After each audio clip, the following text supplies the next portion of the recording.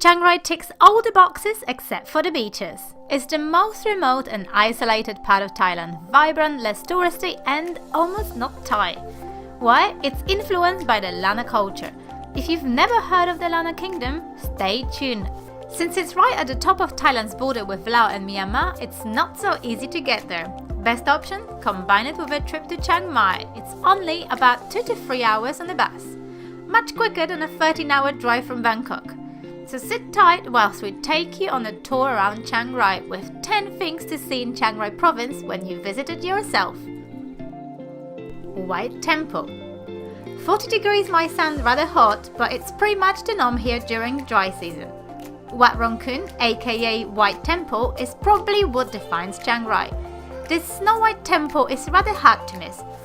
Surely the unique design isn't just on the outside and might give you chills if you're faint-hearted. Skulls anyone?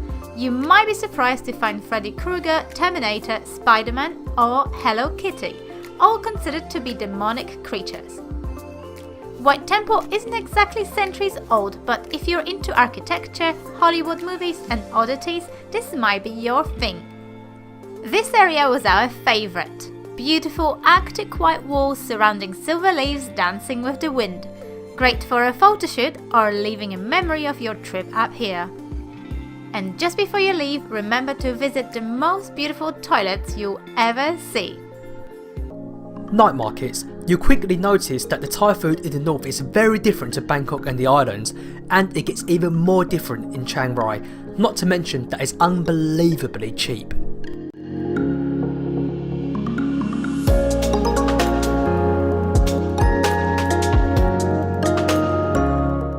Don't be fooled by the look of it. This area has the best fried chicken I've ever tried, and that's coming from the London chicken shop connoisseur, closely followed by the crispy pork wrapped in a banana leaf.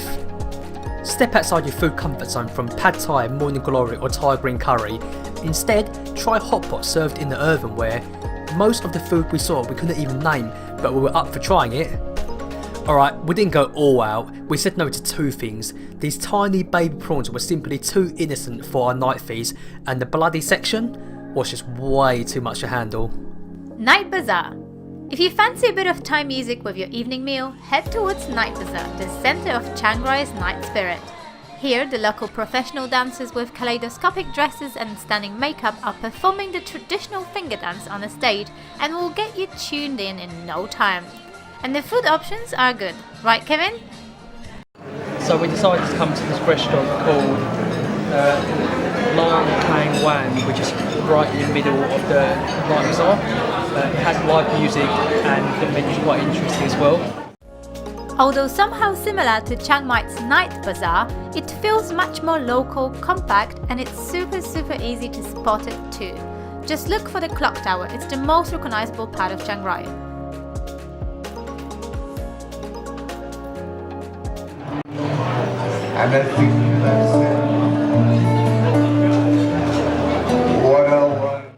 Traditional Northern Thai food. The food in Chiang Rai is a mix between Thai, Burmese, Laotian and takes something from Yunnanese flavours. There are several things we had to try whilst visiting this less known place tucked away by the mountains, and food particularly resonated with us. If you want to try food influenced by Lanna culture that you cannot find anywhere else including Chiang Mai, try Hang Lei curry or Barab, both delicious meaty dishes which might be closer to Myanmar cuisine than Thai. I can only suggest that if you've tried Masamang curry before and enjoyed this thick creamy texture, you're so going to enjoy these too. And don't forget about khao soi. Doi Mae SALONG. The journey to Doi Mae SALONG village was not the easiest. Most drivers weren't up for driving up the numerous slopes and turns even if their car was powerful enough. Any culture lover in search of unspoilt nature and well-preserved tradition will appreciate this little village.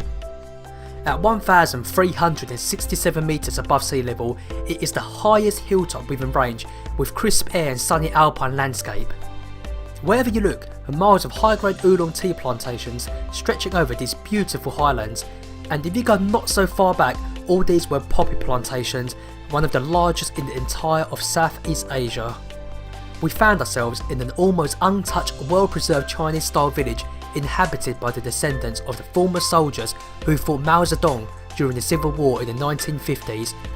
They settled in these remote hills of northern Thailand, forming their own little community with diverse ethnicities. Stay here for the surreal sunset shots, or even better, book a hotel here overnight. Tea plantation. Who doesn't love tea? It's a big part of life in the UK and the reason why the opium war started in the first place. If you've watched our previous videos, you'd know how much we value food and beautiful landscapes. And visiting a tea plantation is a must here. Serene views coupled with a delicious drink.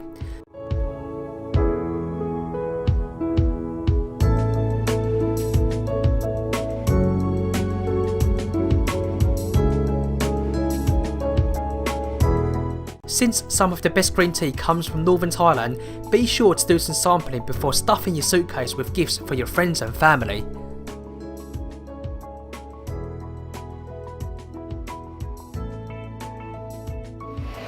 So now we are entering Cat Café, and these are the rules. Oh my god, they are adorable. Cat Caf. This is nothing but a pure perfection. Although in the West this trend is still pretty young, in the Far East in countries like Japan or Taiwan, this is more common, now even across Thailand. Living in a big city like London, Tokyo or New York comes with high rent, ridiculously low square meters and petty landlords. Cats in the house? No chance. But hey, what about cat cafes? They will make you stay positive. If you're a cat lover, it's an ideal spot for a stopover. Surrounded by the sleeping beauties, Cinderellas and playful ballerinas, you are in for a treat. Kevin tried his luck as a football coach and enjoyed the delightful Thai milk tea, the best out of all bubble teas. Please don't tell me you haven't heard of it. It's so good that you have to promise me you'll try it.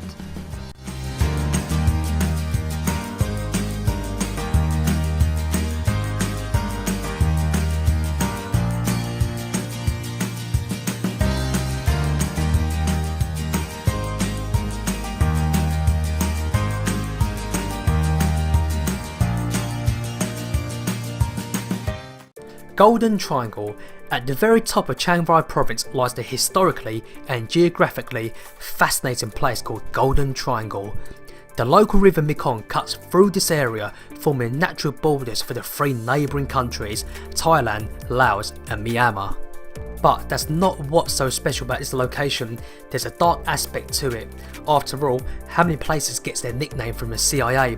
Well, the story goes that this place was covered with poppy bulbs, making it the most prolific opium production plants until Afghanistan overshadowed it. Remember opium wars? History likes to repeat itself. If you're here to see it, you're a few decades too late, at least on the Thai side. It's pretty peaceful here, and you get to reflect on a dark past whilst wondering what exactly is going on the other side of the river crossing, less than a kilometre apart, or may even dare to cross.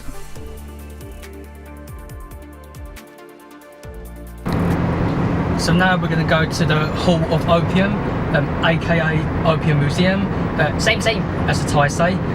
So yeah, let's see what it has in store for us. Although we were realistic about it, we were also faintly hoping to see the micro reenactment of how people were turning poppy bulb sap into heroin. Well, we soon realised that this was purely an educational trip, thankfully not a touristic trap. The dark interior gets you in a dark mood before you watch a short movie about the story of people harvesting them. Judging by the quality, I think the video goes as far back as the 1960s. Then my favourite part, history of opium, opium wars and how people sneak the opium across the borders. This museum will definitely teach you about the masterminds of creativity. Karen Village. I could name hundreds of reasons why we love travelling, but the number one reason is the people. People's lives are so different across the globe, with some being more privileged than others. There are several places in northern Thailand where you can meet communities of non-Thai ethnicity, with some living in remote hill tribe villages or refugee camps. Karen Village is one of them, and it's far up north near the border with Myanmar, although most prefer living high up in the mountains. What country are you from? Myanmar. Ah, How many years are you here? 4 years. 4 years. You live here? Karen or Kain people are probably the most distinct because of their large brass neck rings, and they speak Sino-Tibetan language. Despite the language barrier, we managed to get involved in a casual conversation about their past, their strongly cultivated traditions, daily routine, and learned more about what made them settle in Thailand. You see this one? It's a one-sided dummy for curious tourists. We even bought a beautiful handmade scarf as we saw the hard work they put into making it. If you love learning about other cultures, be respectful and polite. The locals here are all very calm and friendly and will be very happy to talk to you. Thanks for watching our video, we really appreciate your time. If you liked our video, hit the like and subscribe button, and remember to turn on the notification bell. This will help us grow our channel so we can create more unique content just for you.